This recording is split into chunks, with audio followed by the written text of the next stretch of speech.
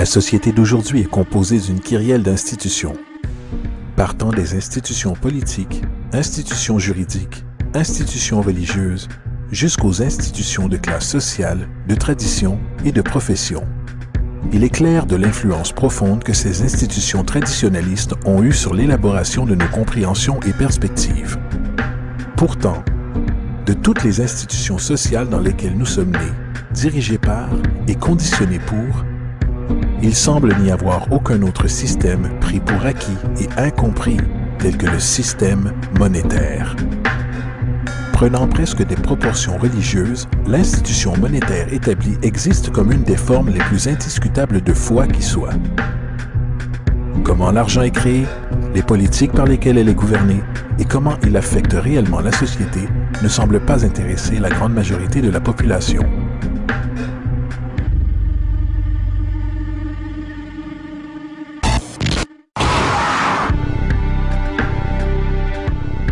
Dans un monde où 1% de la population possède 40% de la richesse de la planète, dans un monde où 34 000 enfants meurent chaque jour de pauvreté et de maladies évitables, où 50% de la population du monde vit avec moins de 2 $ par jour, une chose est claire, quelque chose tourne très mal.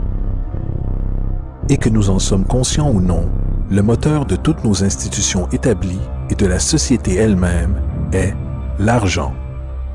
Donc, comprendre cette institution de politique monétaire est essentiel pour comprendre pourquoi nos vies sont telles qu'elles sont. Malheureusement, l'économie est souvent perçue avec confusion et ennui. Les flux ininterrompus du jargon financier secondé de mathématiques dissuadent rapidement les gens de tenter de la comprendre. Pourtant, le fait est que la complexité associée au système financier n'est qu'un simple masque conçu pour dissimuler une des structures les plus socialement paralysantes que l'humanité ait jamais subies.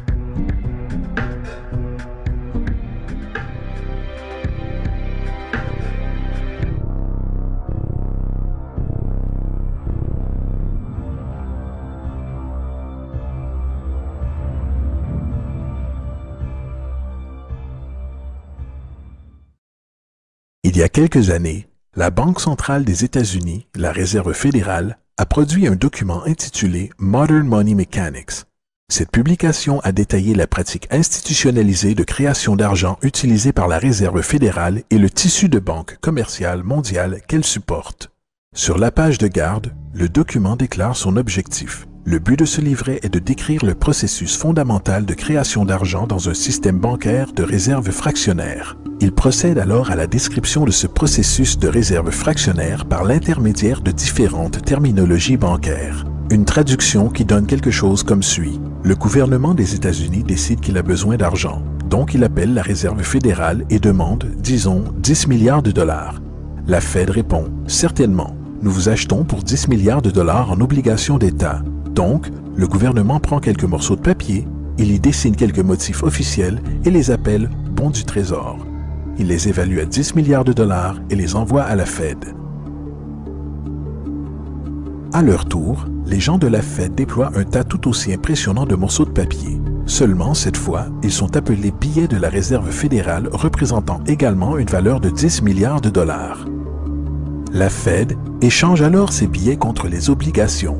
Une fois cet échange complété, le gouvernement prend les 10 milliards en billets de banque et les dépose dans un compte bancaire. Et de ce dépôt, les billets deviennent officiellement de l'argent légal, ajoutant 10 milliards au stock en devises américaines.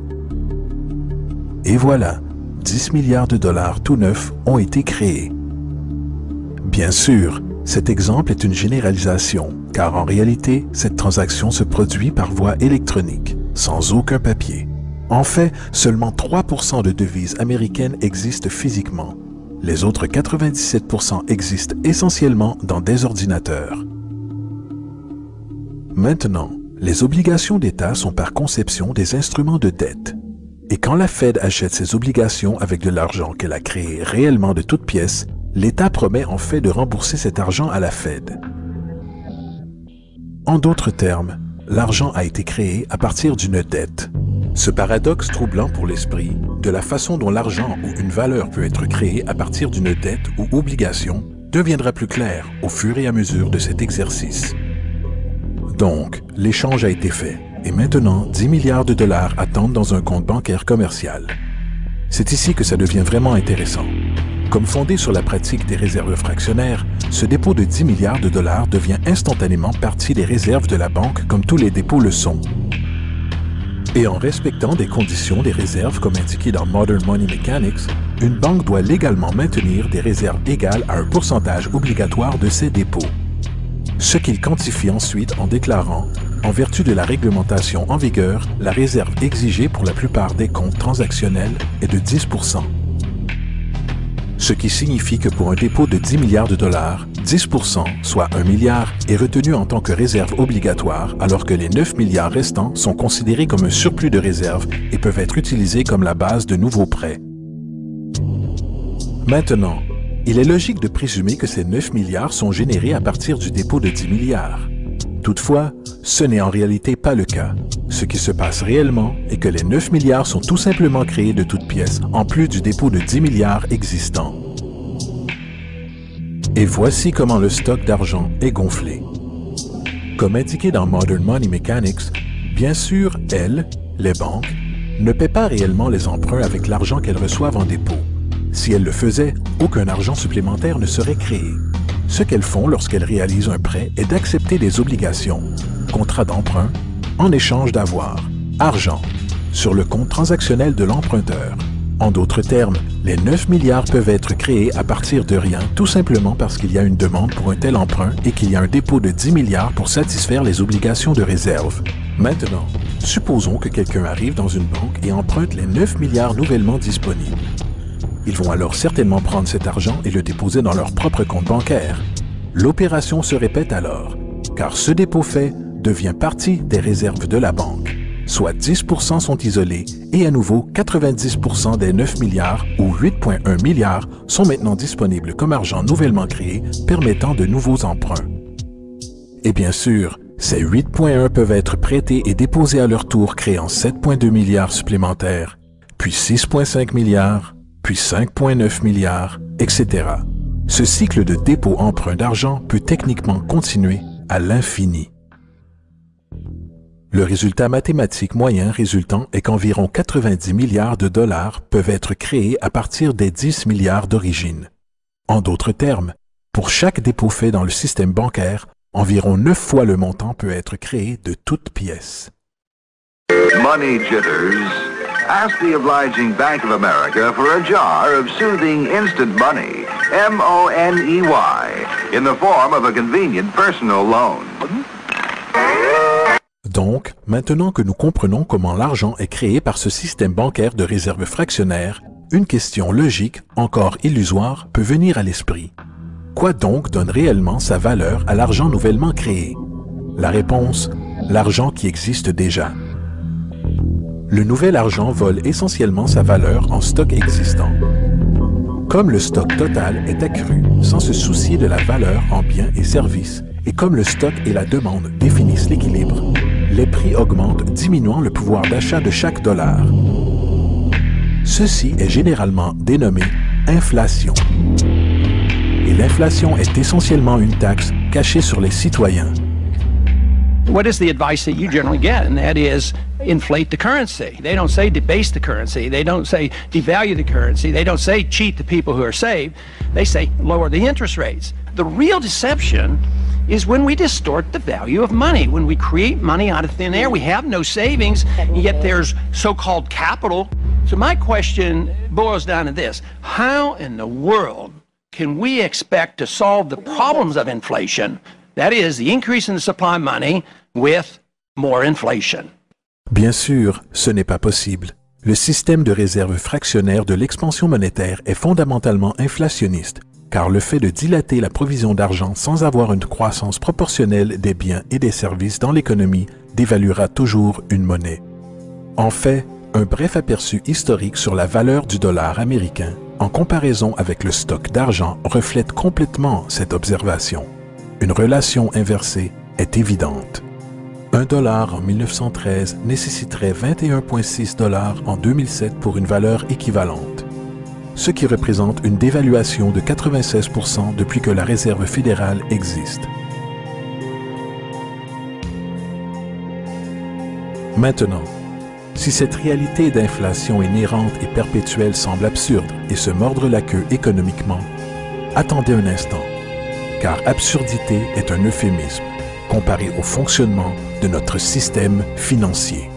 En effet, à l'intérieur de notre système financier, l'argent est une dette, et une dette est de l'argent. Voici un diagramme du stock d'argent américain entre 1950 et 2006. Voici un diagramme de la dette nationale américaine durant la même période. Intéressant est-il, les tendances sont pratiquement les mêmes, car plus il y a d'argent, plus il y a de dettes. Plus il y a de dettes, plus il y a d'argent. Autrement dit, chaque dollar de votre portefeuille est dû à quelqu'un par quelqu'un. Car n'oubliez pas, le seul moyen pour l'argent d'exister est par l'intermédiaire d'emprunts. Par conséquent, si tout le monde dans le pays était capable de payer tous les dettes, y compris l'État, il n'y aurait pas un dollar en circulation.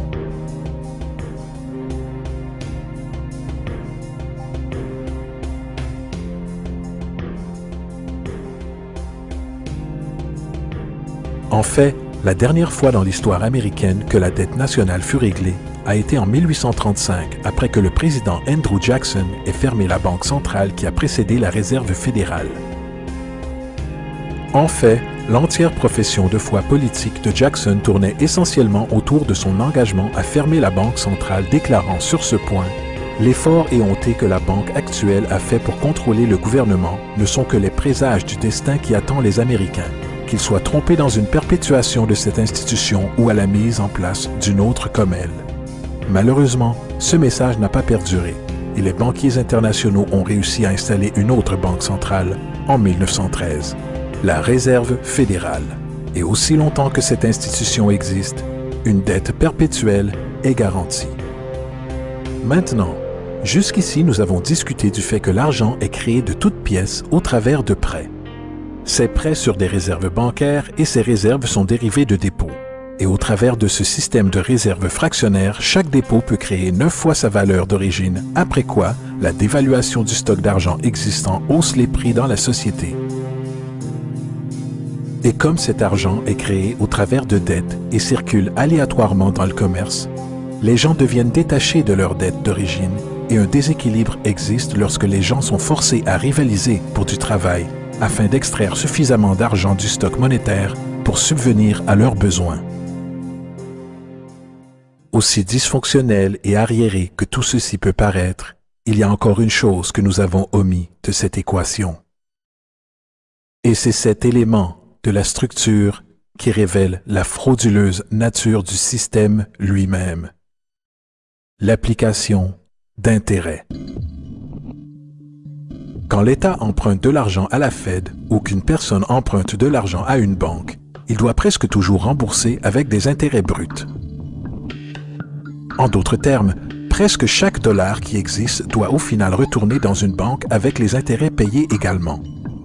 Mais si tout l'argent est emprunté à la banque centrale et est gonflé par les banques commerciales au travers de prêts, seulement ce qui est dénommé comme le principal est créé depuis le stock d'argent. Alors maintenant, où est l'argent permettant de couvrir tous les intérêts dus? Nulle part. Il n'existe pas. Les ramifications de cette disposition sont renversantes, car le montant d'argent dû aux banques excédera toujours le montant d'argent disponible en circulation. C'est pourquoi l'inflation est constante dans l'économie, car de l'argent frais est toujours nécessaire pour aider à couvrir le déficit perpétuel intégré au système causé par le besoin de payer les intérêts. Ce qui signifie aussi que mathématiquement, les défaillances et la banqueroute sont littéralement incorporées au système et qu'il y aura toujours des laissés pour compte de la société qui n'auront que des miettes. Une analogie serait le jeu de la chaise musicale. Au moment où la musique s'arrête, quelqu'un est mis de côté. Et c'est tout le problème. Ils transfèrent invariablement les véritables biens de l'individu vers les banques, car si vous n'êtes pas en mesure de payer votre hypothèque, ils prendront votre propriété. C'est particulièrement rageant quand vous réalisez que non seulement ce défaut est inévitable dû aux pratiques de réserve fractionnaire, mais aussi par le fait que l'argent que la banque vous a prêté n'existe pas légalement en premier lieu.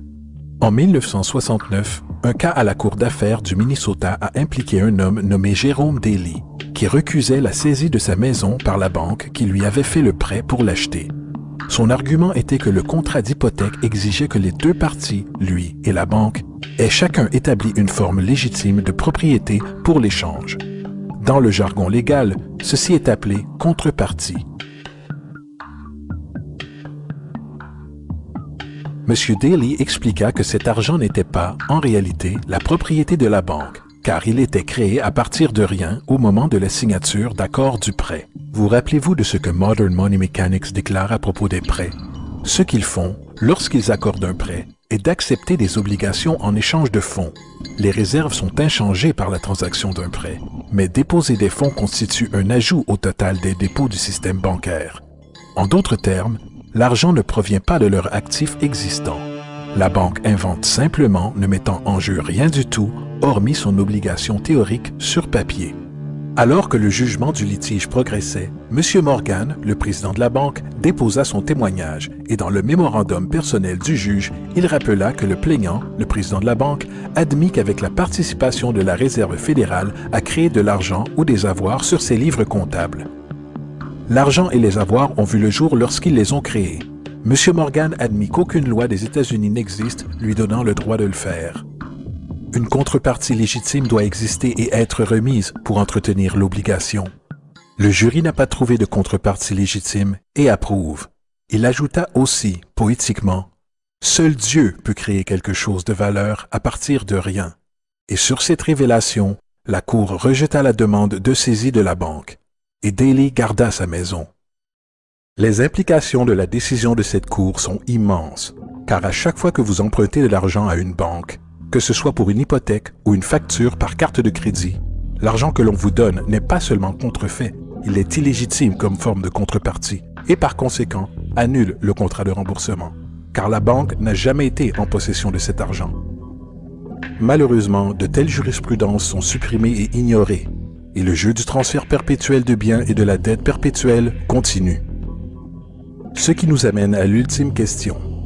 Pourquoi? Pendant la guerre civile américaine, le président Lincoln contourna les prêts à fort taux d'intérêt offerts par les banques européennes et décida de suivre ce que les pères fondateurs préconisaient, qui était de créer une monnaie indépendante et intrinsèquement sans dette. Elle a été appelée la Greenback. Peu après que cette mesure fut prise, un document interne circula entre différents intérêts banquiers anglais et américains, déclarant « L'esclavage n'est autre que la possession du travail et porte avec lui le soin des travailleurs, alors que le plan européen est que le capital doit contrôler le travail en contrôlant les salaires, ce qui peut être fait en contrôlant l'argent. Il n'est pas bon d'autoriser la Greenback, car nous ne pouvons la contrôler. » La politique de réserve fractionnaire perpétrée par la Réserve fédérale, qui s'est répandue en pratique dans la grande majorité des banques dans le monde, est en réalité un système d'esclavage moderne. Pensez-y. L'argent est créé à partir de dettes. Que font les gens lorsqu'ils sont débiteurs? Ils se proposent à l'embauche pour rembourser. Mais si l'argent ne peut être créé qu'à partir d'emprunts, comment la société peut être délivrée des dettes? Elle ne peut pas. Et c'est l'objectif. Et c'est la peur de perdre ses avoirs, secondée par la lutte pour garder le dessus, avec une dette perpétuelle et l'inflation inhérente au système, aggravée d'une pénurie incontournable dans la provision d'argent même, créée par des intérêts qui ne pourront jamais être remboursés, qui gardent l'esclave salarié dans ce chemin. courant sur une roue de hamster, avec des millions d'autres, en effet propulsant un empire qui ne bénéficie réellement qu'à une élite au sommet de la pyramide. Car, à la fin de la journée, pour qui travaillez-vous réellement? Les banques. L'argent est créé dans une banque et inévitablement finit dans une banque. Ce sont les véritables maîtres, accompagnés des corporations et des gouvernements qu'ils supportent. L'esclavage physique oblige à nourrir et loger les gens. L'esclavage économique oblige les gens à se nourrir et se loger eux-mêmes. C'est l'une des arnaques les plus ingénieuses de manipulation sociale jamais créées, et à la base, c'est une guerre invisible contre la population. La dette est une arme utilisée pour conquérir et asservir des sociétés, et les intérêts sont ses munitions principales. Et comme la majorité vit ignorante de cette réalité, les banques, en association avec les gouvernements et les corporations, continuent à perfectionner et étendre leurs tactiques de guerre économique, générant de nouvelles bases, telles que la Banque mondiale et le Fonds monétaire international, tout en inventant un nouveau type de soldat, la naissance de l'assassin économique.